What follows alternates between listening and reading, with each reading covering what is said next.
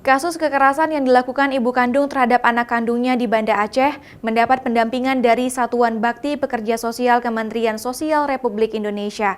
Nantinya mereka akan mendampingi baik korban maupun tersangka yang sedang menjalani hukuman. Satuan Bakti Pekerja Sosial Kementerian Sosial Republik Indonesia saat ini terus mendampingi korban penganiayaan yang dilakukan oleh ibu kandungnya di Baraksa, Banda Aceh hanya karena masalah sepele. Pekerja sosial nantinya akan melakukan pendampingan baik pemulihan trauma korban, pengasuhan korban sementara, serta pemenuhan hak-hak korban, seperti anak kedua tersangka yang masih balita.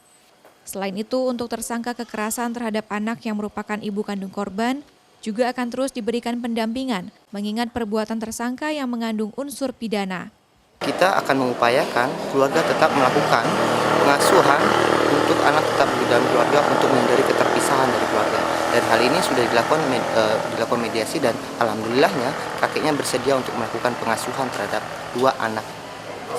Hingga bulan November, data Kementerian Sosial mencatat sedikitnya terdapat 76 kasus kekerasan anak yang berhadapan dengan hukum.